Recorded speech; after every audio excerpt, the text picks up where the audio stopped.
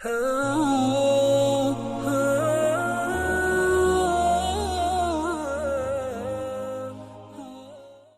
باللہ من الشیطان اللعین الرجیم بسم اللہ الرحمن الرحیم وبہ نستعین وہو خیر ناصر ومعین وصلی اللہ علی محمد وآلہ اجمعین۔ ناظرین محترم، سلام علیکم۔ ماہ مبارک رمضان میں ایک اجتماعی گفتگو کے لیے آپ کے سامنے حاضر ہوں۔ ماہ مبارک رمضان عبادتوں اور اطاعتوں کا مہینہ ہے۔ اسلام کی خاصیت یہ ہے کہ جہاں اس نے داخلی امور میں، گھر کی عبادتوں میں لوگوں کا خیال رکھا ہے، وہیں کیونکہ یہ ایک اجتماعی دین ہے اس لیے اس نے اجتماع کا بھی خیال رکھا ہے۔ ہماری مراد یہ ہے کہ یہ دین ہمیں پڑوسیوں کے حقوق بھی سمجھاتا ہے۔ ایک اہم چیز ہے ہمارے دین میں، عبادت کریں، اطاعت خدا انجام دیں، ثواب حاصل کریں، انفرادی ہے آپ کے لیے، نماز پڑھیں، روزہ رکھیں، لیکن یہ دین انفرادیت کے ساتھ ساتھ اجتماع کا بھی خیال رکھتا ہے۔ آپ کے محلے میں تعلقات کیسے ہیں؟ آپ کے پڑوسیوں سے تعلقات کیسے ہیں؟ بڑی تاکید ہے پڑوسیوں کے حقوق جہاں بیان کیے جاتے ہیں، ہمارا دین خیال رکھتا ہے۔ امام سے پوچھا گیا پڑوسی کہاں تک؟ امام نے کہا 40 گھر تک۔ کہ کس طرف سے؟ کہا ہر طرف سے، ہر طرف سے، ہر سمت سے 40 گھر حساب کیا جائے گا، یعنی پورا محلہ آپ کا آ گیا کہ آپ ان کے حقوق کا خیال رکھیں۔ یہ ہمارا دین ہم سے چاہتا ہے۔ اب پڑوسیوں کے حقوق کے خیال کی بات جب آتی ہے تو سب سے پہلے ہم نظر ڈالتے ہیں جب معاشرے پہ، تو ہمارا سارا اختلاف پڑوسیوں سے ہی ہوتا ہے، چاہے وہ پڑوسی رشتہ دار ہی کیوں نہ ہو۔ اگر ہم گاؤں دیہات میں زندگی کر رہے ہیں تو کچھ نہیں ملتا تو نالی کے پانی پر ہی لڑائی ہو جاتی ہے کہ ادھر سے کیوں بہہ رہا ہے، ادھر ہمارا دروازہ ہے۔ یہ چھوٹی موٹی چیزوں لے کر کے کہ آپ کا درخت جو ہے وہ ادھر آ گیا، یا اس کی ڈالیں کاٹیے، یا اس کو کاٹیے، ہماری بنیاد کمزور کر رہا ہے، یہ سارے مسائل۔ شہر میں آپ زندگی کر رہے ہیں تو آپ کو ایک دوسروں کو خیال ہی نہیں ہوتا ہے، پتہ ہی نہیں ہوتا ہے کہ یہاں کون ہے وہاں کون ہے، چاہے آپ کا رشتہ دار ہو چاہے جو ہو۔ مہینے گزر جاتے ہیں، ایک ہی فلیٹ میں رہ رہے ہیں، مہینے گزر جاتے ہیں، ایک دوسرے کی خبر گیری بھی نہیں کر پاتے۔ جبکہ ہمارا دین یہ کہتا ہے کہ 40 گھروں تک خبر رکھو۔ 40 نہیں رکھ پا رہے، کم سے کم 2-4 تو رکھیں، ہم کم سے کم رشتہ داروں کا تو خیال رکھ لیں۔ میرے عزیزوں اور دوستو، اس بہترین عبادت سے ہم کافی دور چلے گئے ہیں۔ دوبارہ غفلت کی چادر سے باہر نکلنے کی ضرورت ہے، اور باہر نکل کر کے ہم اس حقوق کو اچھی طرح سے اپنے اندر اتاریں اور لوگوں کو بھی آمادہ کریں کہ اس حقوق کو انجام دے سکیں۔ ہندوستان جیسے ماحول میں جہاں ہم رہتے ہیں، وہاں کبھی کبھی یہ بھی نظر آ جاتا ہے کہ ہم جہاں رہ رہے ہیں، ہمارے 2 گھر کے بعد ایک ایسا شخص رہ رہا ہے جو مسلمان ہی نہیں ہے، تو کیا یہاں بھی پڑوسیوں کے حقوق کا خیال رکھا جائے گا؟ سوال کرتے ہیں لوگ، یا یہ کہتے ہیں لوگ کہ بھائی ہمارے پڑوسی تو ہیں، لیکن قبلہ میں کیا بتاؤں، ایسے آدمی ہیں کہ ان کے ساتھ نیکی کرنے کا دل ہی نہیں چاہتا، بیزار ہے، دین سے خارج ہو گئے ہیں، قبلہ کیا ان کے ساتھ نیکی کی جائے؟ تو یہی تو نیکی ہے، وہ دین سے خارج ہو گئے، آپ تو دین سے خارج نہیں ہوئے ہیں نا۔ تو آپ اپنے دین پر عمل کیجئے اور کوشش کیجئے کہ آپ کے حسن سلوک کی وجہ سے، آپ کے اچھے برتاؤ کی وجہ سے وہ آپ کے دین میں دوبارہ شامل ہو جائے، آپ کی نیکیاں دیکھ کر کے وہ دین کی طرف پلٹ آئے۔ اگر وہ فاسد ہو گیا ہے تو آپ اس کے فساد کو دور کیجئے، وہ دین سے خارج ہو گیا اسے آپ پلٹا کے دین پہ لے آئیے، اپنا فریضہ بھی تو انجام دیجئے۔ آپ دامن جھاڑ لیتے ہیں کہ نہیں وہ تو دین سے خارج ہے، اس کے لیے نیکی کرنے کی کوئی ضرورت ہی نہیں ہے۔ ہمیں یہاں ضرورت ہے کہ ہم اپنی نیکی کے ذریعے سے اسے دوبارہ اچھے کاموں کی طرف متوجہ کرائے ہیں۔ تو لہٰذا یہاں سوال ہوتا ہے کہ ان کے ساتھ ہم کیا کریں، ان کے ساتھ وہ تو مسلمان ہی نہیں ہیں، اب ہم ان کے ساتھ کیا کریں؟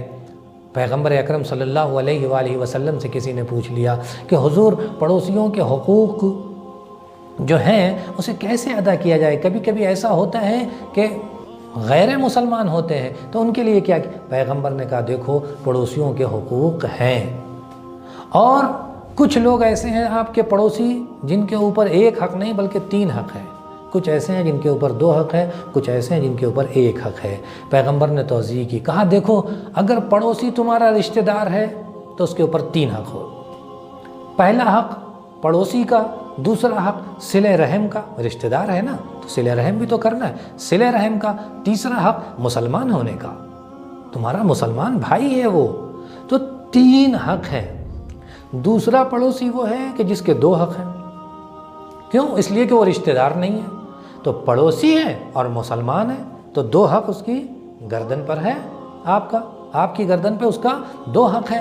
تیسرا حق جو ہمارے سوال کے جواب سے ربط رکھتا ہے، تیسرا حق جو شخص نے کہا کہ حق مسلمان ہی نہیں ہے، پیغمبر نے کہا تیسرا حق اس پڑوسی کا ہے کہ جو نہ تمہارا رشتہ دار ہے نہ مسلمان ہے، بس تمہارا پڑوسی ہے، تمہاری گردن پہ حق رکھتا ہے۔ تو ہمیں یہ دیکھ کر کے اپنے پڑوسیوں کے ساتھ حسن سلوک کرنا ہے کہ وہ ہمارا پڑوسی ہے، وہ جیسا بھی ہو، ہم تو صحیح ہیں، ہم تو دین پہ عمل کر رہے ہیں، تو ہم اگر اس نیت کے ساتھ کام کریں گے تو کامیابی ہمارے قدم چومے گی۔ تو ہمیں پڑوسی کے حقوق کو پامال نہیں کرنا ہے۔ ہیں کیا پڑوسی کے حقوق کو؟ اگر کوئی اچھا کھانا پکا رہے ہیں آپ گھر میں، اس کی خوشبو پڑوسی کے گھر تک جا رہی ہے تو اس کے گھر بھی دیجیے۔ آپ پھل لے کر کے آ رہے ہیں مارکیٹ سے، پڑوسی کے بچوں نے دیکھ لیا تو اب اس پھل میں بچوں کو بھی شریک کیجیے۔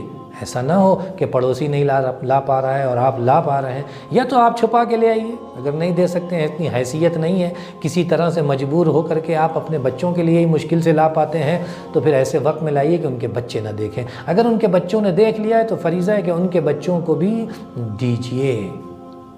پڑوسی کا حق بہت زیادہ ہے۔ پیغمبر کہتے ہیں اگر کوئی مسلمان بھر پیٹ کھانا کھا کر کے سو جائے اور اس کا پڑوسی بھوکا سو جائے تو مسلمان کی بات نہیں، پیغمبر کہتے ہیں وہ مجھ پر ایمان ہی نہیں لایا،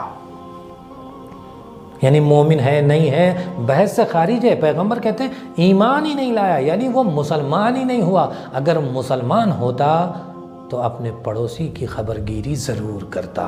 اور ہم تو مولائے کائنات کے ماننے والے، علی ابن ابی طالب کے ماننے والے، ہمیں فخر ہے کہ پڑوسی نہیں بلکہ مولا نے پورے کوفے میں اپنی حکومت کے درمیان کسی ایک شخص کو بھی بھوکا نہیں سونے دیا۔ اللہ اکبر! ہم اس علی کے ماننے والے ہیں جس نے پورے کوفے میں کسی ایک شخص کو بھی بھوکا نہیں سونے دیا۔ کسی کے ذریعے سے بھجوایا تو کہیں خود چلے گئے، خود جا کے کھانا پکایا، روایتیں سب موجود ہیں، آپ کی نظروں کے سامنے ہیں۔ تو ہمیں تو فخر سے کہ ہمارے مولا کیا کرتے تھے، اس لیے ہم کرتے ہیں تاکہ مولا کی سیرت کو زندہ رکھیں۔ تو مولا کی سیرت بھی زندہ رہے گی، پڑوسیوں کے حقوق بھی ادا ہوں گے، تو یہ فریضہ ہے ہم پر۔ اور جو لوگ پڑوسیوں کے حقوق کو ادا کرتے ہیں، پروردگار عالم ان کی عمر کو طولانی کر دیتا ہے، ان کے گھر میں سکون، گھر کے سکون کے لیے نہ جانے کیا کیا کر ڈالتے ہیں آپ کہ گھر میں سکون ہو جائے۔ پیغمبر فرماتے ہیں اگر پڑوسیوں کے حقوق کو ادا کیا تو گھر میں سکون عطا ہو جائے گا، مہلک بیماریوں سے نجات مل جائے گی۔ اچانک جو بیماریاں گلے لگ جاتی ہیں، ان بیماریوں سے نجات ملے گی، گھر میں سکون ہو جائے گا اگر آپ پڑوسیوں کے حقوق کو ادا کرتے ہیں۔ تو جن پڑوسیوں کے حقوق کی اتنی عظمت ہو، ہم کیسے غافل ہو جاتے ہیں؟ اگر ہم پڑوسیوں کے حقوق کو ادا کریں گے تو یہ چیزیں بھی ہمارے سامنے آئیں گی۔ محبت، کم سے کم محبت سے پیش آئیے۔ اگر ہم محبت انہیں دکھائیں گے، وہ محبت ہمیں دکھائیں گے۔ ہم ان کا خیال رکھیں گے، وہ ہمارا خیال رکھیں گے۔ یہی معاشرہ جو ہمارے لیے جہنم جیسا ہو گیا تھا، جنت میں تبدیل ہو جائے گا۔ آپ سوچیں ایک ایسا معاشرہ، ایک ایسا محلہ ہو آپ کا جہاں ایک دوسرے کے لیے لوگ پریشان ہوں، ایک دوسرے کی مدد کرتے ہوں، ایک دوسرے کے سامنے آتے ہوں کہ آؤ میں تمہاری مدد کرتا ہوں، کتنا بہترین ماحول بن جائے گا۔ تو یہ بہترین عبادت جو پڑوسیوں کے حقوق کے لیے طور پر ہمارے سامنے آئی تھی، اس کو ہم انجام دیں گے تو عبادتوں میں کامیابی ہوگی۔ ہم یہ نہ سوچیں کہ اللہ کی ہم دوسری عبادتوں کو انجام دیتے ہیں کافی ہے، نماز، روزہ، حج و زکوٰۃ و خمس و جہاد تو ہم نے انجام دے دیا، کفایت کرتا ہے۔ اب پڑوسی سے لڑائی بھی ہو جاتی ہے تو کیا ہوا، ہم تو حاجی صاحب ہیں جو ہمارے معاشرے میں رائج ہے۔ بس میں اپنی گفتگو کو چند لمحوں میں تمام کر رہا ہوں، لیکن توجہ کیجئے گا، بہت اہم بات ہے۔ ہم اگر پڑوسیوں سے اختلاف بھی ہے، رشتہ داروں سے اختلاف بھی ہے تو کیا ہوا، ہم تو مکے ہو کے آئے ہیں، حاجی صاحب ہیں، ہم تو کربلائی صاحب ہیں، ہم تو پنجگانہ نمازیں پڑھتے ہیں، ہمارے لیے کیا ہے؟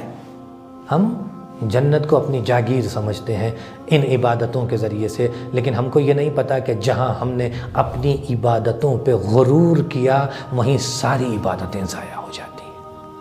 اور اللہ کی عبادت کے ساتھ ساتھ اگر مومنین کے درمیان میں ہمارا اخلاق، ہمارا کردار قابل قبول نہیں رہا تو رد ہو جاتی ہیں۔ پیغمبر کے پاس آ کر کے ایک لوگوں نے سوال کیا، کہا یا رسول اللہ ہمارے محلے میں خاتون رہتی ہے، ہماری عورتوں نے بتایا کہ بڑی مومنہ ہے، رات عبادت میں گزارتی ہے، دن میں روزے رکھتی ہے۔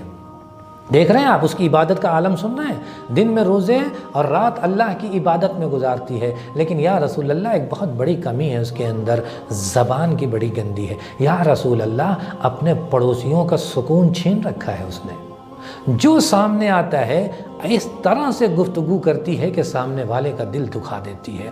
یا رسول اللہ کیا اس کی نجات ہو سکتی ہے؟ آپ جواب سنیں گے، ایک جملے میں رسول نے جواب دیا، اور رسول اللہ پلٹ کر کہتے ہیں مقعدہ فی النار، اس کا ٹھکانہ جہنم ہے۔ ہاتھوں کو جوڑوں گا، یا رسول اللہ روزے رکھتی ہے، رات میں عبادتیں کرتی ہے، یا رسول اللہ اس نے اللہ کی بہت عبادتیں کی ہے۔ رسول فرمائیں گے جتنی بھی عبادتیں کی ہو، جو اللہ کے مومن بندوں کو خوش نہیں کر سکتا وہ اللہ کو کیا خوش کرے گا۔ رسول فرماتے ہیں کہ کتنی بھی عبادتیں کی ہے، لیکن اگر اس نے پڑوسیوں کے حقوق کا خیال نہیں رکھا، اس نے لوگوں کو اپنی زبان سے اذیت پہنچائی، یہ عبادتیں کام نہیں آئیں گی۔ مقعدہ فی النار، اس کا ٹھکانہ جہنم ہے۔ پروردگارہ تجھے واسطہ ہے ماہ مبارک رمضان کا، ہمیں توفیق عطا فرما کہ ہم جو عبادتیں کریں اس پہ غرور و تکبر نہ کریں، اور ان عبادتوں کے ساتھ ساتھ ہم معاشرے کی ان عظیم عبادتوں کی طرف بھی متوجہ ہوں جس کا دین مبین اسلام نے اشارہ کیا ہے، خواہ وہ صلہ رحم ہوں یا پڑوسیوں کے حقوق ہوں یا دیگر عبادتیں ہوں، ہم انفرادی عبادت بھی کریں، اجتماعی عبادت بھی کریں۔ ہمیں توفیق عطا فرما کہ اس ماہ مبارک رمضان کے بعد جب عید آئے تو ہمارا شمار ان بندوں میں ہو کہ جن کی گناہیں معاف ہو چکی ہوں، وہ اس طرح سے ہوں جیسے شکم مادر سے بچہ متولد ہوتا ہے۔ وصلی اللہ علی محمد وآلہ اجمعین۔